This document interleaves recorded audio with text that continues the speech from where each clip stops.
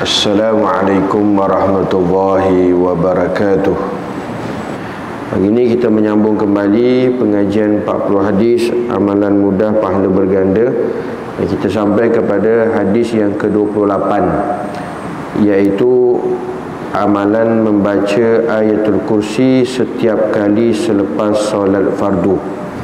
Qala Syekh Musannif rahimahullahu ta'ala wa nafa'ana wa iyyakum bi'ulumihi fid darain amin ya rabbal alamin. An Abi Umamah radhiyallahu ta'ala anhu yaqulu qala Rasulullah sallallahu alaihi wasallam man qara'a ayatal kursi dubara kulli salatin maktubah lam yamna'hu min dukhulil jannati illal maut. Daripada Sayyidina Abu Umamah Al-Bahili radhiyallahu ta'ala anhu, berkata Rasulullah sallallahu alaihi wasallam bersabda, sesiapa yang membaca ayatul kursi setiap kali selepas solat fardu, tidak ada yang boleh menghalangnya daripada memasuki syurga kecuali kematian. Hadis riwayat An-Nasa'i. Dalam hadis ini baginda Rasulullah sallallahu alaihi wasallam menjelaskan kepada kita anjuran untuk membaca ayatul kursi setiap kali selepas daripada solat fardu 5 waktu. Kerana daripada Sayyidina Abu Umamah radhiyallahu ta'ala anhu, beliau berkata, satu hari Nabi sallallahu alaihi wasallam bersabda, kata Nabi sallallahu alaihi wasallam, man qara'a ayatal kursi, barang siapa yang membaca ayat kursi. Ayat kursi terletak pada suratul Baqarah. Ayat kursi ada di dalam suratul Baqarah pada ayat yang ke-255. Ayat 255 suratul Baqarah itu yang disebut sebagai ayatul kursi. Kata Allah subhanahu wa ta'ala, Allahu la ilaha illa huwal hayyul qayyum la ta'khuzuhu sinatun wa la naum lahu ma fis samawati wa ma fil ard man dhal ladzi yashfa'u indahu illa bi idhnihi ya'lamu ma baina aydihim wa ma khalfahum ولا يحيطون بشيء من علمه إلا بما شاء وسع كرسيه السماوات والأرض ولا يؤوده حفظهما وهو العلي العظيم. Ayat 255 suratul Baqarah. Itulah ayat ayatul kursi, yang mana kata Allah subhanahu wa ta'ala, Allahu la ilaha illa huwal hayyul qayyum. Allah tiada Tuhan melainkan Dia. Allah ini Tuhan yang wajibal wujud, wajib ada, mempunyai sifat kamalat, sifat kesempurnaan. Dan tiada Tuhan yang disembah melainkan Allah. Allah itu la ilaha illa huwal hayyul qayyum. Allah tiada Tuhan melainkan Dia. Artinya yang lain itu bukan Tuhan. Allah itu Tuhan yang sebenar. Huwal hayyul qayyum, yang tetap hidup. Allah Ta'ala ni Al-Hayy, yang maha hidup. Artinya tidak menerima kebinasaan ataupun kematian. Dan hidupnya Allah Subhanahu wa Ta'ala tiada siapa yang menghidupkan. Tidak ada permulaan dan tidak ada kesudahan. Al-Qayyum, yang kekal selama-lamanya. Maka Allah Subhanahu wa Ta'ala itu tidak menerima kebinasaan, kerana Allah Ta'ala itu Khaliq, Tuhan yang sebenar. Adapun kita makhluk ini tidak kekal. Dulu kita tak ada, sekarang ada. Dan kita menerima kebinasaan. La ta'khuzuhu sinatun wala naum, yang tidak mengantuk. Lebih-lebih lagi tidur. Allah Subhanahu wa Ta'ala tidak pernah mengantuk, apatah lagi tidur. Kerana sifat mengantuk itu dan tidur adalah sifat makhluk. Kerana makhluk ini sifatnya naqais, sifat kekurangan. Adapun Allah Subhanahu wa Ta'ala itu sifat kamalat, sifat kesempurnaan. Jadi Allah Subhanahu wa Ta'ala itu la ta'khuzuhu sinatun wala naum, tidak menerima ataupun tidak mengantuk, lebih-lebih lagi tidur. Ma fis samawati wa ma fil ard, yang memiliki segala yang ada di langit dan di bumi. Bahkan Allah Subhanahu wa Ta'ala, artinya Allah Ta'ala ini menguasai seluruh alam. Allah Ta'ala memiliki, menguasai segala apa yang ada di langit dan di bumi. Allah Ta'ala lah yang menciptakan langit, Allah Ta'ala lah yang menciptakan bumi. Dan Allah Ta'ala menguasai serta memiliki apa yang ada di langit dan di bumi. Artinya tidak ada satu pun terlepas dalam pentadbiran Allah.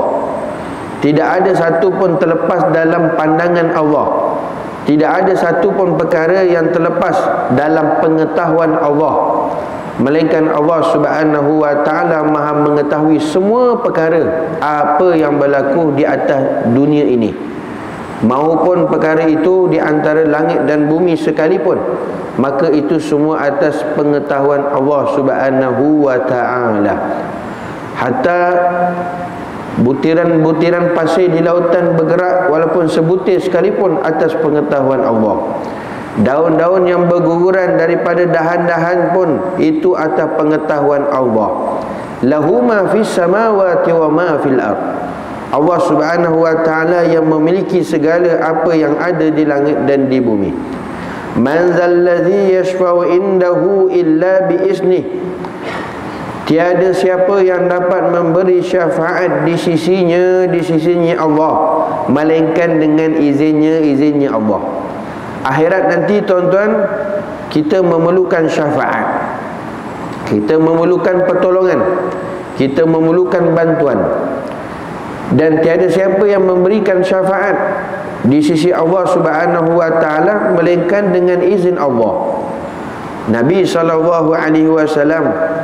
diberikan keizinan oleh Allah Subhanahu wa Ta'ala untuk memberi syafaat kepada umatnya. Maka syafaat itu adalah dengan keizinan Allah Subhanahu wa Ta'ala. Sebab itu nanti bila akhirat barulah sebenar-benar nyata, sebenar-benarnya jelas, tiada penolong, tiada bantuan melainkan Allah Subhanahu wa Ta'ala.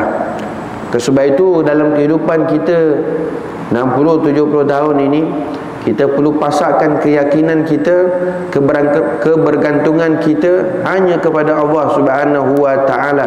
Setiap apa jua sekalipun yang menjadi penolong, pembantu, tak lain dan tak bukan Allahu Jalla Jalaluh. Hasbiyallahu wa ni'mal wakil, ni'mal maula wa ni'man nasir. Cukup Allah Ta'ala sebagai pembantu penolong. Itulah sebaik-baik pembantu penolong Allah Subhanahu wa Ta'ala. Tuan-tuan muslimin muslimat yang dirahmati Allah, maka sebab itu akhirat nanti baru jelas nyata akan tak lain dan tak bukan raja bagi segala raja yang berkuasa mutlak Allah Subhanahu wa Ta'ala di dunia maupun di akhirat. Cuma tinggal lagi perkara itu tidak nyata di dunia. Nanti di akhirat, hingga orang yang tidak beriman pun sekalipun, mereka akan mengakui akan Allah itu sebagai Tuhan. Maliki Yaumiddin, yang memiliki penuh hari pembalasan, iaitu Allah Subhanahu wa Ta'ala. Raja yang memiliki hari pembalasan, hari akhirat adalah Allah Subhanahu wa Ta'ala. Sebab itu diajarkan kepada kita dalam suratul Fatihah, Iyyaka na'budu wa iyyaka nasta'in. Akan Dikau kami sembah ya Allah, dan akan Dikau kami minta pertolongan. Apa jua sekalipun dalam kehidupan kita ini, kita memerlukan Allah. Keyakinan kita perlu kuat kepada Allah, dan kebergantungan kita dalam apa jua sekalipun, maka hendaklah kita meyakini akan sentiasa memerlukan pertolongan Allah Subhanahu wa Ta'ala. Kerana itu semuanya akhirat nanti yang akan diberikan syafaat di sisi Allah Subhanahu wa Ta'ala, tak lain dan tak bukan adalah keizinan daripada Allah Subhanahu wa Ta'ala secara mutlak. Kerana pada ketika itu tiada yang dikasihi belah kasih Allah Ta'ala hanya kepada mereka yang beriman kepada Allah Jalla Jalaluh. Ya'lamu ma baina aydihim wa ma khalfahum, yang mana Allah Subhanahu wa Ta'ala mengetahui apa yang ada di hadapan mereka dan apa yang ada di belakang mereka. Sedangkan mereka tidak mengetahui sesuatu pun daripada ilmu Allah, melainkan apa yang Allah Subhanahu wa Ta'ala kehendaki. Wala yuhituna bi syai'in min 'ilmihi illa bima syaa. Setiap apa yang berlaku tuan-tuan atas ilmu pengetahuan Allah, apa yang telah berlaku, sedang berlaku dan akan berlaku, itu telah termaktub dalam ilmu Allah, pengetahuan Allah Subhanahu wa Ta'ala. Cuma tinggal lagi kita ni tidak mengetahui apa yang akan berlaku. Maka sebab itu semua apa yang Allah Ta'ala telah susunkan, Allah Ta'ala telah tetapkan yang namanya dalam takdir, ketentuan Allah Subhanahu wa Ta'ala, maka wajib kita imani, wajib kita percaya. Kerana semua itu telah ditetapkan oleh Allah Subhanahu wa Ta'ala, yang disebut sebagai takdir, ketentuan Allah Subhanahu wa Ta'ala. Tiada satu pun perkara yang tidak berada di luar pengetahuan Allah, ataupun tidak ada sesuatu pun yang berada di luar ilmu Allah Subhanahu wa Ta'ala. Kerana pengetahuan ilmu Allah Subhanahu wa Ta'ala meliputi langit bumi, di antara langit dan bumi dan sebagainya, semua atas pengetahuan Allah Subhanahu wa Ta'ala. Wala yuhituna bi syai'in min ilmihi illa bima syaa, melainkan Allah Subhanahu wa Ta'ala yang menghendaki sesuatu itu berlaku kepada makhluknya, yang Allah Subhanahu wa Ta'ala menciptanya, semua itu dengan iradatullah, dengan kehendak Allah. Bukan hak boleh jadi gitu saja berlaku, tak. Semua tuan-tuan yakin dah apa yang berlaku pada hari ini, hak benda tu suka ke, kita tak suka ke, apa juga sekalipun yang ada pada kita, semua itu kehendak Allah Subhanahu wa Ta'ala. Allah Ta'ala berkuasa untuk mengadakan dan mentiadakan sesuatu berserta dengan iradah, dengan kehendak Allah Subhanahu wa Ta'ala. Jadi Allah Ta'ala hak cipta kita, dan Allah Ta'ala yang create kita, Allah Ta'ala yang melakukan apa jua sekalipun dalam kehidupan kita, itu atas kehendak iradatullah, kehendak Allah Subhanahu wa Ta'ala, dan dalam pengetahuan ilmu Allah Subhanahu wa Ta'ala. Sebab itu tuan-tuan, perkara-perkara yang telah termasuk dalam takdir ataupun perkara yang telah ditetapkan oleh Allah Subhanahu wa Ta'ala, sama ada rezekinya, jodohnya, ajalnya dan sebagainya. Maka sebab itu, sebagai bentuk keyakinan kita kepada Allah, jangan kita masuk campur urusan tadbir Allah, kerana itu semuanya telah ditetapkan oleh Allah. Artinya kita ni jangan risau. Contoh urusan rezeki dengan Allah, urusan rezeki kita jangan risau, kerana rezeki itu telah ditetapkan oleh Allah Subhanahu wa taala. Yarzuqu man yasha, Allah Ta'ala boleh bagi kepada siapa sahaja sekalipun rezeki, kepada siapa yang dikehendaki oleh Allah Subhanahu wa ta'ala. Jadi sebagai orang yang beriman kepada Allah, yakin kepada Allah, urusan rezeki telah ditetapkan, pasti ada. Maka jangan campur urusan tadbir Allah. Jika kita ada kerisauan tentang rezeki, artinya kita masuk campur urusan takbir Allah, maka satu kebinasaan yang diberikan oleh Allahu Jalla Jalaluh. Maka sebab itu yakinlah, selagi mana kita hidup atas dunia, rezeki itu tetap ada, kerana telah ditetapkan oleh Allahu Subhanahu wa ta'ala. Tidak mudah-mudah malaikat maut duk datang cabut nyawa seseorang, melainkan rezekinya telah habis. Rezekinya telah habis. Bercerainya roh daripada jasad, dicabutnya nyawa seseorang itu oleh malaikat maut, melainkan rezekinya sudah habis. Bila rezekinya habis, maka datanglah ajal. Iza jaa ajaluhum la yastakhiruna sa'atan wa la yastaqdimun. Ajal hak sampai ni tuan-tuan, tak cepat sesaat, tak lambat sesaat, tepat. Kenapa? Rezekinya sudah habis. Jadi perkara-perkara tersebut sebagai bentuk keyakinan kita kepada Allah. Jangan kita risau, jangan kita ambil alih urusan tadbir Allah Subhanahu wa ta'ala, melainkan kita menjalani perkara tersebut tak lain dan tak bukan atas ilmu pengetahuan Allahu Jalla Jalaluh. Wasi'a kursiyyuhu samawati wal ard wa la ya'uduhu hibzuhuma wa huwal aliyyul azim. Dan tiadalah menjadi keberatan kepada Allah.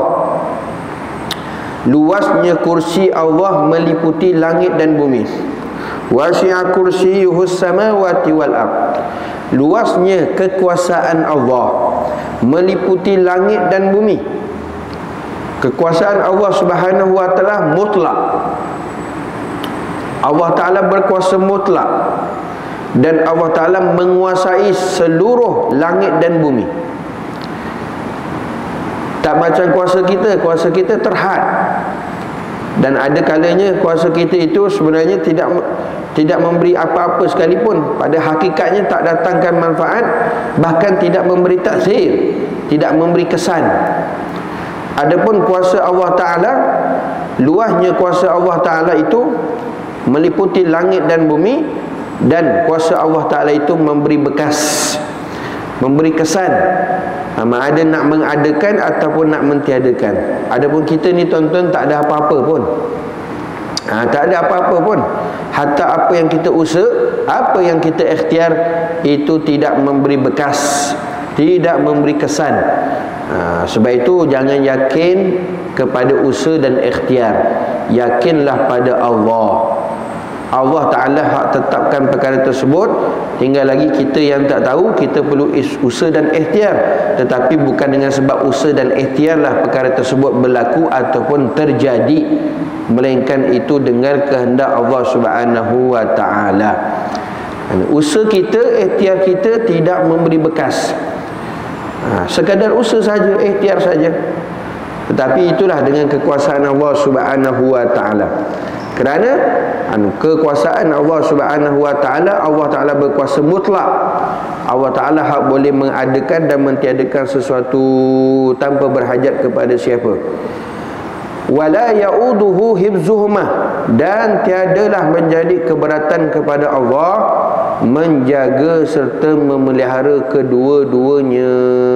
Kedua-duanya mana? Langit dan bumi. Artinya tuan-tuan, bukanlah satu perkara yang susah, bukan satu perkara yang berat, bukan satu perkara yang beban bagi Allah Subhanahu wa taala. Nak jaga, nak tadbir langit dan bumi, itu sangat mudah di sisi Allah Subhanahu wa taala. Sangat mudah. Tiada mustahil di sisi Allah Subhanahu wa taala. Adapun kita sekalipun, apa juga sekalipun kita diamanahkan untuk tadbir urus dan sebagainya, sentiasa masih lagi bergantung kepada Allah Jalla Jalaluh. Kerana kita ni manusia sifatnya naqais, sifatnya kekurangan. Adapun Allah Subhanahu wa taala itu maha sempurna. Allah Ta'ala itu maha sempurna. Dan Allah Ta'ala jaga, pelihara ni tuan-tuan, Masya Allah Tabarakallah, tiada menjadi berat, tiada menjadi kesusahan bagi Allah Subhanahu wa ta'ala. Pernah satu ketika Nabi Sulaiman alaihi salam menyatakan kepada semut, wahai semut, dalam setahun dikatakan bahawasanya bagaimana Allah Subhanahu wa ta'ala mengurus rezeki kamu. Maka kata semut tersebut, Allah Subhanahu wa ta'ala sentiasa memberikan rezeki kepada aku. Sentiasa rezeki itu ada, tidak pernah tak cukup, sentiasa mencukupi. Bahkan setiap kali aku diberikan rezeki, maka aku habiskan rezeki yang diberikan oleh Allah Subhanahu wa ta'ala. Satu rezeki itu hanya cukup memada lebih kurang dalam kehidupannya setahun, maka dia habiskan. Kerana keyakinan dia tetap pada Allah, urusan rezeki dia tetap ada. Walaupun dia habiskan hari ini, tetap ada rezeki dia pada hari esok. Kerana yang memberi rezeki itu Allah. Dia yakin kepada Allah Subhanahu wa ta'ala. Maka justru itu Nabi Sulaiman alaihi salam duk ambil semut, letak dalam botol.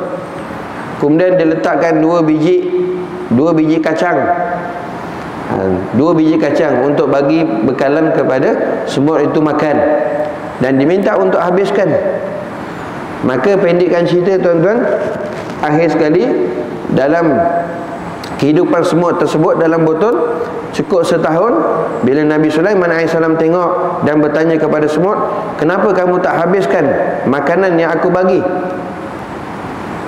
Maka lalu semut menyatakan kepada Nabi Sulaiman AS, wahai Nabi Allah, sesungguhnya Allah Subhanahu wa ta'ala yang memberi rezeki kepada aku, dan aku yakin bahawa ada rezeki selepas daripada ini, kerana yang memberinya Allah. Tetapi bila mana kamu menyatakan untuk memberi rezeki itu kepada aku dan menyuruh aku menghabiskannya, maka aku menghabiskannya hanya separuh saja, kerana aku tak yakin kepada engkau yang aku akan dapat rezeki pada hari esok ataupun hari kemudian, kerana aku takut kamu lupa nak bagi aku rezeki. Maka sebab itu aku makan separuh, tinggalkan separuh. Nampak tuan-tuan bagaimana keteguhan, kemantapan, kekuatan iman, keyakinan semut itu kepada Allah yang memberi rezeki. Tak pernah takut, tak pernah risau urusan rezeki, kerana dia yakin pada Allah Ta'ala. Allah Ta'ala tak pernah lupa, Allah Ta'ala tak pernah tidur, Allah Ta'ala tak pernah abaikan tuan-tuan makhluknya. Hatta semut pun Allah Ta'ala jaga tuan-tuan dalam urusan rezeki. Ini kan pula lain-lain hal urusannya yang ada di langit dan bumi, bukanlah menjadi keberatan, kesusahan untuk Allah Ta'ala menjaga dan memelihara apa yang terkandung makhluknya di langit dan di bumi. Sebab itulah tuan-tuan muslimin muslimat yang dirahmati Allah Subhanahu wa ta'ala, amalan ataupun pekerjaan yang cukup ampuh untuk rezeki yang Allah Ta'ala kurniakan kepada hambanya tak lain dan tak bukan bila mana kita ada ketakwaan kepada Allah. Takwa ni satu makam kedudukan yang sangat tinggi di sisi Allah. Bila satu orang itu bertakwa, jangan risau tuan-tuan urusan rezeki. Wa may yattaqillaha yaj'al lahu makhraja. Orang yang bertakwa dalam hatinya sentiasa takut kepada Allah. Dalam kehidupannya segala perintah Allah Ta'ala dia buat, larangannya Allah Ta'ala tinggalkan. Wa may yattaqillah yaj'al lahu makhraja. Allah Ta'ala bagi jalan keluar. Dunia ni memang tempat bermasalah. Dunia ni tempat ujian. Dunia ni tempat diturunkan musibah. Maka jalan keluar daripada selesai segala permasalahan, ujian, fitnah, malapetaka dan sebagainya, ittaqillah, iaitu bertakwa kepada Allah. Kerana itu kata Allah, wa may yattaqillah, bila kalian bertakwa kepada Allah, hidup di atas muka bumi ni aku bagi rezeki, aku yang bagi hidup, aku yang urus takbir kamu. Kamu taat saja pada aku, sentiasa ada takut kepada aku, kamu jadi hamba yang bertakwa, yaj'al lahu makhraja, Allah Ta'ala bagi jalan keluar. Setiap permasalahan yang berlaku, Allah Ta'ala mudahkan jalan keluarnya, mudah solutionnya. Yang penting jaga urusan Allah, jaga agama Allah, kita jadikan kita ni hamba yang bertakwa. Wa yarzuq min haitsu la yahtasib. Bahkan bukan itu saja tuan-tuan, kesan impak orang yang bertakwa ini, Allah Ta'ala beri rezeki dengan tanpa disangka-sangka, tanpa kita rancang, tanpa kita tahu. Allah Ta'ala bagi rezeki tuan-tuan min haitsu la yahtasib, daripada mana sumber pun kita tak tahu, tapi dengan syarat bahawa kita usahakan untuk menjadikan diri kita hamba yang bertakwa di sisi Allah Jalla Jalaluh. Akhirnya kata Allah Ta'ala, wa huwal aliyyul azim, dialah yang maha tinggi lagi maha besar, iaitu maha agung. Siapa? Allah Ta'ala. Allah Ta'ala ni apa? Al-Ali. Ali ni maha tinggi, hak bukan tinggi fizikal. Hak tinggi fizikal tu itu makhluk. Maha tinggi, kekuasaan Allah Subhanahu Wa Ta'ala tidak terbatas. Al-Azim, maha besar, bukan Allah Ta'ala betul besar, lebih besar daripada bumi ke matahari, tak. Hak besar tu itu makhluk. Allah Ta'ala itu bukannya berjisim, berketul dan sebagainya. Laisa kamitslihi syai'. Allah Ta'ala tidak sama dengan makhluknya. Maka nak menyatakan kekuasaan Allah Subhanahu Wa Ta'ala, Allah Subhanahu Wa Ta'ala itu, kekuasaan Allah Ta'ala maha tinggi dan maha besar, tiada boleh yang menandingi kekuasaan dan kehendak Allah Subhanahu Wa Ta'ala. Sebab itu tuan-tuan, Nabi SAW menyarankan kita apa? Betapa hebatnya ayat kursi ini dalam surah Baqarah ayat 25. Maka sebab itu Nabi sarankan untuk kita selepas daripada setiap kali solat fardu 5 waktu, jangan tinggalkan pembacaan ayatul kursi. Kerana Nabi kata, man qara'a ayatul kursi, siapa yang baca ayat kursi, dubura kulli salatin, setiap kali solat fardu, selepas subuh dia tidak tinggal ayat kursi, selepas zuhur, selepas asar, selepas maghrib, selepas isyak. Siapa yang baca setiap kali selepas solat fardu ayat kursi, dia tak tinggal, lam yamna'hu min dukhulil jannah illa al-maut, tidak ada yang boleh menghalangnya daripada masuk syurga kecuali mati. Besar tuan-tuan, semua orang nak masuk syurga. Jadi amalan untuk mudah masuk syurga, jangan tinggal ayat kursi setiap kali lepas solat. Jangan tinggal tuan-tuan ayat kursi selepas daripada solat fardu 5 waktu. Macam mana sibuk sekalipun, nak cepat macam mana sekalipun, jangan tinggal. Pegang sungguh-sungguh tuan-tuan. Ini siapa suruh? Nabi suruh. Bahkan Nabi SAW pun tuan-tuan, hak lepas solat sentiasa dia tak tinggal baca ayat kursi. Yang Nabi tu tuan-tuan, yang dia jamin oleh Allah Ta'ala syurga. Kita ni tak ada jaminan. Saja je duk sibuk dengan dunianya sangat, sampai ayat kursi lepas sembahyang pun tinggal. Macam confirm dia tuan-tuan ada syurga. Sebab itu bila satu orang dia baca ayat kursi setiap kali lepas solat fardu, la yamna'hu, tiada apa yang boleh halang dia tuan-tuan daripada masuk syurga. Tak ada. Ini jaminan daripada Nabi. Siapa suruh sekalipun nak halang dia masuk syurga, tak ada. Apa perkara sekalipun yang nak menghalang dia masuk syurga, tak ada, melainkan mati. Melainkan hak mati. Hak lain tak ada jadi halangan tuan-tuan. Tuan-tuan, Masya Allah, ini pas tiket yang cukup mahal. Tak ada siapa boleh duk halang tuan-tuan. Kalau kita dah memiliki tiket PAS ni, tiket yang Allah Ta'ala beri ni dah dapat tuan-tuan, tak ada siapa boleh halang. Tak ada siapa boleh halang. Maka sebab itu tuan-tuan, jadikan amalan membaca ayatul kursi selepas daripada solat. Sama ada sembahyang seorang diri ataupun berjemaah. Sibuk macam mana sekalipun cepat, jangan tinggal ayatul kursi. Kalau kita berkendak untuk masuk syurga lah. Ini amalan yang cukup ampuh, yang mudah, tapi ganjarannya besar tuan-tuan. Lepas tu kalau orang yang dah memahaminya tuan-tuan, dia tak akan tinggal ayat kursi. Dia tak akan tinggal. Lepas daripada semayang tuan-tuan, tak mau skip-skip.